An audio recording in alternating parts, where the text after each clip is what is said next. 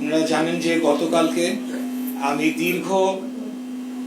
প্রায় ৫ বছর আইনি লড়াইয়ের পর রায় পেয়েছি আমার পক্ষে এবং আমি ন্যায় বিচার পেয়েছি। এখানে একটি কথা বলতে হয় যে কেউ বা একটি মহল তারা কিছু হয়তোবা তাদের বোঝার কমতির জন্য এই বিষয়ে তাদের যে মতামত দিচ্ছে সোশ্যাল মিডিয়া সহ বিভিন্ন জায়গায়, সেখানে কিছু তথ্যের ঘাটতি রয়েছে। অনেকে হয়তো মনে করছে যে ৫ই আগস্ট ২০২৪-এর পর এই মামলাটি দায়ের হয়েছে বা আমরা হয়তো এর পরে এসে এই প্রক্রিয়াটি সম্পন্ন করেছি। আপনাদেরকে বলতে চাই যে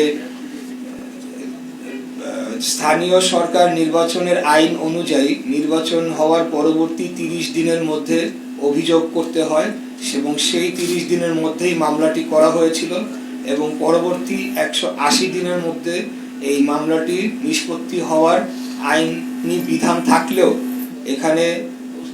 বিগত ফ্যাসিবাদী হাসিনা সরকারের আমলে এটিকে বাধাগ্রস্ত করা হয় এবং যে অবৈধভাবে ক্ষমতা দখলকারী তাপস তিনি এই মামলাটি বাতিল করার জন্য হাইকোর্টে এবং লোয়ার কোর্টে চাপ প্রয়োগ করে এবং হাইকোর্টে একটি আবেদন করে যে এবং মামলাটি শুনানিতে তারা এটিকে বন্ধ করে রাখে। পরবর্তীতে আমরা ৫ই আগস্টের পর এই মামলার শুনানি করি এবং যথাযথ আইনি পদক্ষেপ প্রক্রিয়া নিশ্চিত করে আমরা মামলার কার্যক্রম পরিচালনা করি, সাক্ষী শুনানি হয়, আর্গুমেন্ট হয় এবং পরবর্তীতে আমি গতকাল আমার কাঙ্ক্ষিত রায় যেটি সেটি আমি পাই। অতএব এখন যদি আমি আমার ন্যায় বিচার চাই দেশে, তাহলে আমি বিএনপির সদস্য দেখে এখন আমাকে যদি বলা হয় সেটা আমার অন্যায় অপরাধ, তাহলে এই যে বৈষম্য বিরোধী বাংলাদেশ গড়ার যে প্রত্যয় নিয়ে যারা এখন আগামী দিনে রাজনীতি করতে আসছে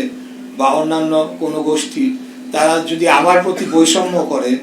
আমি যদি ন্যায় বিচার চাওয়ার জন্য যদি এখন অপরাধী হয়ে যাই, তাহলে আসলে এই ক্ষেত্রে আমার কিছু করার নাই, কিছু বলারও নাই, জনগণই সেটার বিচার করবে।